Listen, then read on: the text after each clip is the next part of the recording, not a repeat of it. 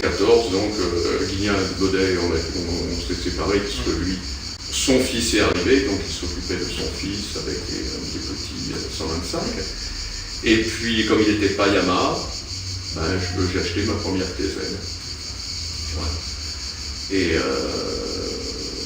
j'ai fait le championnat de France avec, où il me manquait un peu d'expérience.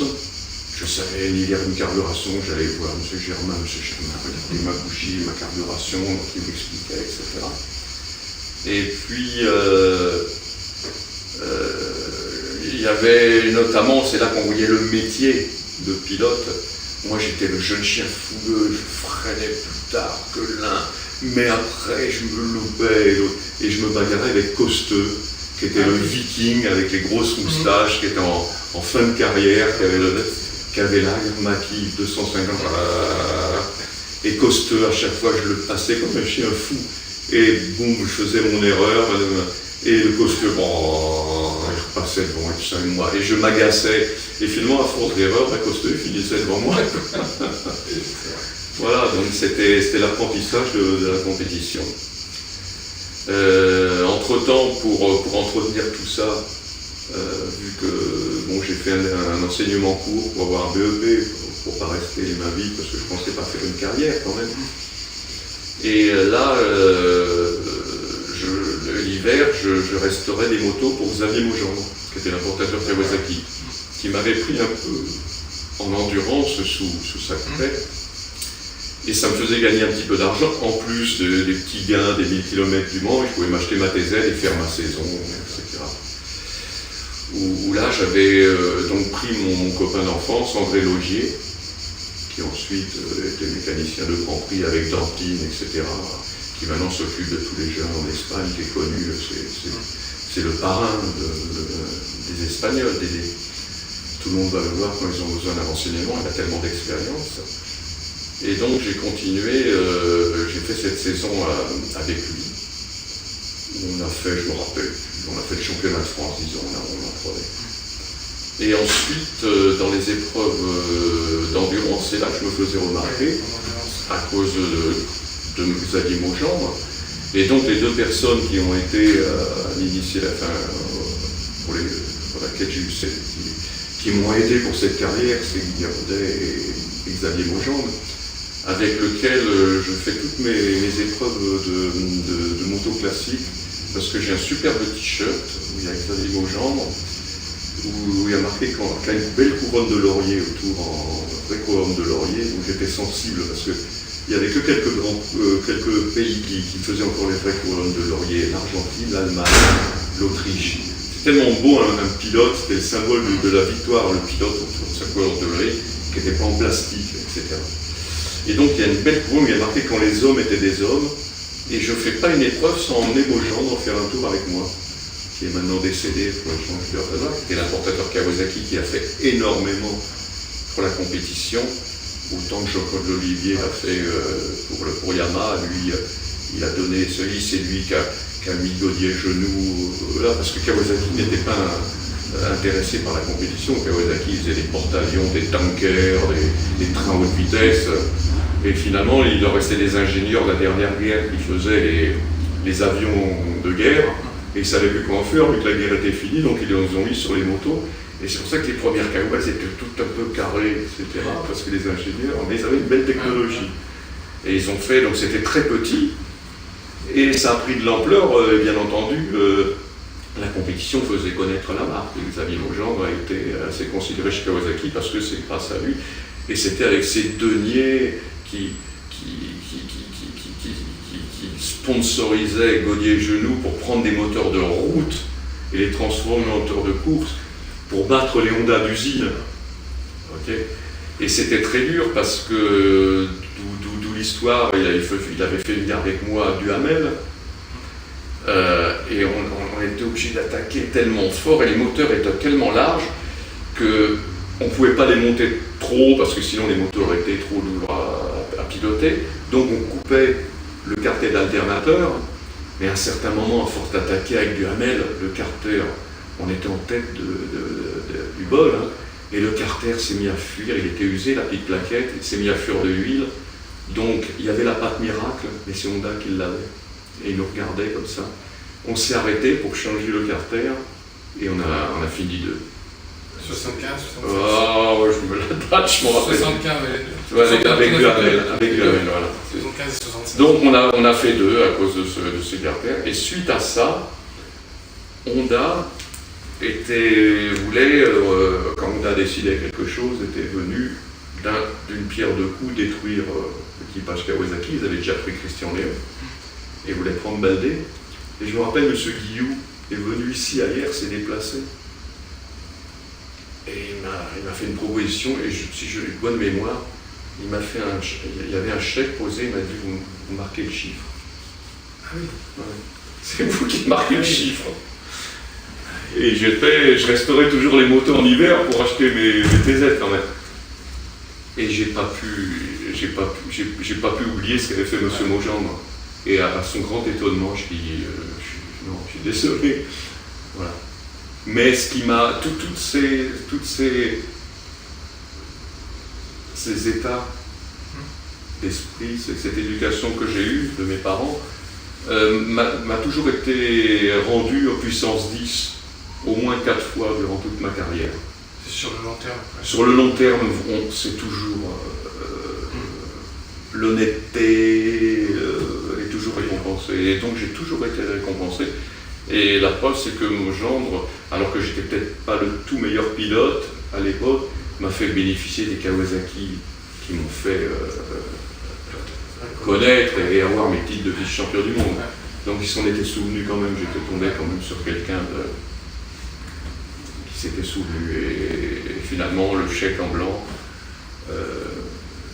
c'était bête, mais ça m'a permis de faire la carrière. Oui, donc finalement, tu as commencé par l'endurance, comme tu dis, Kawasaki, finalement ça t'a aidé après, plus tard, à passer vraiment en vitesse, mais tu es venu petit à petit en vitesse. Enfin, tu as eu ta consécration finalement plutôt dans les années 79-80, où tu as eu Kawasaki d'usine. Et alors, Kawasaki d'usine, c'était exactement en 79. C'était Monsieur Maugendre avec l'insistance, parce qu'ils avaient leurs pilotes, ils avaient Ballington, ils avaient leur pilote japonais, Kiyohara, tout ça, ils n'avaient pas besoin de Baldé. Mais l'insistance de Maugendre, etc., qui s'est battu comme un fou pour eux, m'avait acheté des Kawasaki. Simplement, je n'avais pas spécialement l'assistance de l'usine, on avait les pièces, on faisait avec la moyenne, on n'avait pas de banc d'essai, on n'avait rien, alors que même Mang, Ballington, ça avait banc d'essai, l'usine qui suivait derrière, et j'avais un tout petit peu de retard jusqu'au moment où est venu se joindre à mon équipe Franco Dettori, avec la défi auquel j'ai fini un peu ma carrière, et qui lui, en compagnie de Dédé, mais lui avait une formation de rechercheur, un peu presque ingénieur, et m'avait fait une 350 qui m'a permis à Silverstone, à la surprise de mes mécaniciens, d'être 7e dans l'avant-dernier tour et gagner le Grand Prix. De passer à Silverstone, où c'est de la ligne droite, passer 7 garçons, 7 pilotes en un tour. C'était quand même la moto qui m'avait aidé à ça. Voilà, donc là, dès que j'ai eu une moto qui marchait, j'ai pu... Mais le gros avantage de mes Kawasaki, en tout cas, c'était la tenue de route.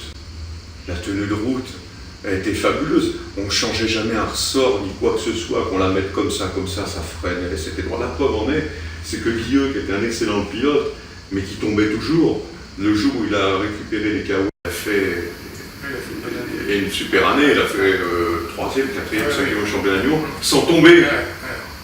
On ne pouvait pas tomber avec une Kawa, ça tenait tellement bien la route, c'était vraiment une moto au-dessus. Et c'était un coup de bol de l'ingénieur qui avait fait cette suspension, parce qu'ensuite, Hiramatsu, il s'appelait, Cowboy, il l'appelait au Japon, et je me rappelle qu'on recevait les Kawa, il y avait des Japonais qui avaient travaillé dessus, aux Japonais sur le réservoir, ils marquaient « Allez, bombardez !» Chacun signait dessous, c'était vachement sympa, ça nous motivait. Et ce cowboy, après, est devenu l'idole de chez les trucs, et ils lui ont mis les pouvoirs pour faire un vrai châssis. Mais là, je pense que c'était un bon coup de bol, parce qu'il en a refait un, avec une suspension encore plus compliquée.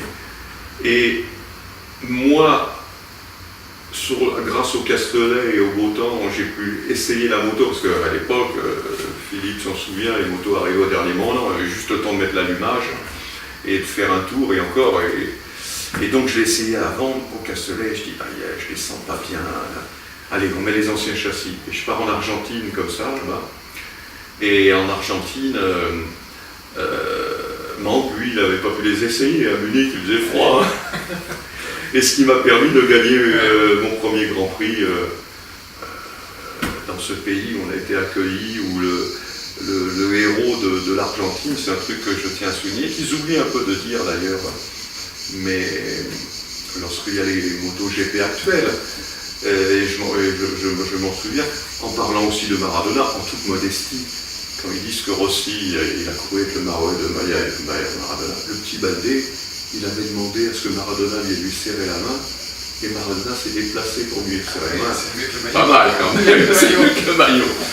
Voilà, ceci pour la... Voilà.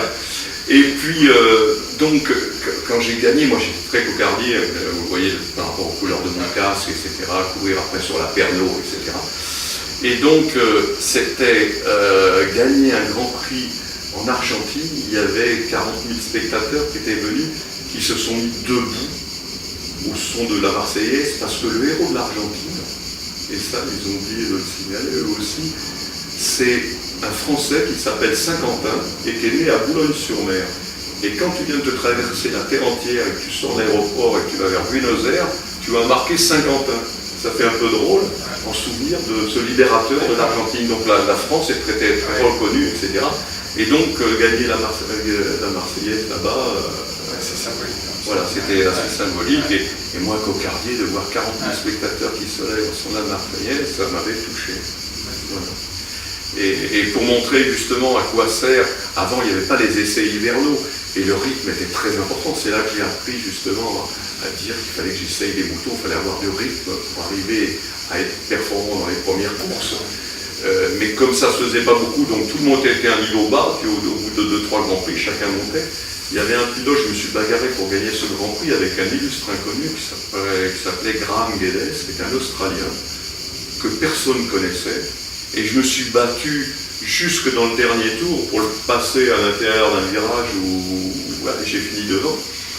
Et donc dès qu'il est rentré en Europe, tous les Hollandais, les team officiers lui sont tombés dessus, ça y est, c'est le nouveau Barichine, etc. Ils lui ont donné 125 de 50, il voulait être couvert, et puis au bout de 3 Grands Prix, il était tout qualifié, parce que, en fait, ce qui se passait, c'est que lui venait de finir sa saison en Australie, et nous, on commençait la nôtre, on n'avait pas le rythme.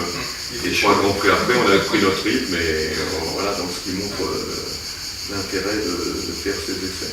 Donc, les années 80, quand même, le titre a très peu. Le titre a très peu, alors pourquoi si on veut savoir la vérité, je vais vous la dire après tant d'années, mais à cette époque-là, je ne le pensais pas, parce que moi je suis très naïf et je ne pense pas dans mon éducation, on ne peut pas trahir, on ne peut pas mentir, on ne peut pas voler, etc. Et Kawasaki était de toute façon champion du monde, mais le marché allemand de Dunlop était beaucoup plus important que le marché français. Et là, je ne l'ai pas cru en vérité. Mais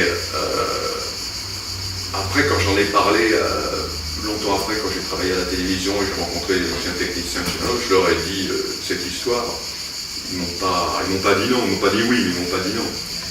Et j'avais, quand on est en tête du championnat du monde, en 350, on a quelqu'un de chez Dunlop qui est en permanence dans sa tente, qui sait ce que vous avez, qui vous suit, etc. Et on a mis des pneus. Moi, je fermais les yeux, je ne regardais pas, j'avais confiance. Et j'étais comme tout le monde, sous la pluie, des fois même meilleur.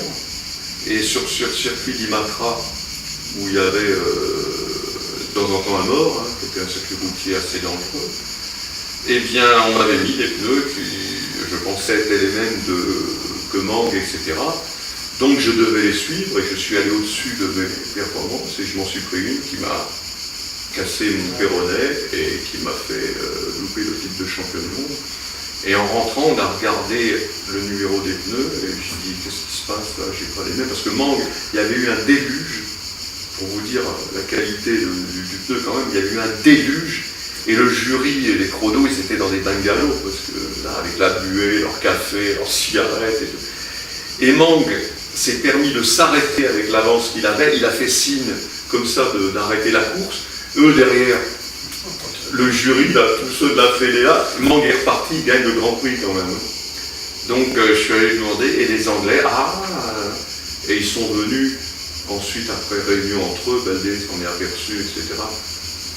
Mr. Baldé, en vous regardant dans les yeux, comme ça faire les Anglais, we are very sorry. Nous sommes vraiment désolés, nous avons fait une erreur. Et moi je l'ai cru parce que je me suis dit, c'est pas possible qu'on joue avec ma vie, qu'on joue avec moi comme ça. Mais j'étais pas vraiment conscient, moi je courais pour le plaisir, bon, je jouais à la tête du championnat du monde, j'étais pas comme étaient les Américains, c'est le business et tout, moi j'étais avec mes potes, on courait, je chantais, ça marchait, etc. Donc voilà. Et sans chercher d'excuses, je peux vous garantir que c'était ça. Que c'était ça. Et ils m'ont refait la même chose à Hockenheim lors du dernier Grand Prix où je pouvais encore gagner le titre. Enfin bon.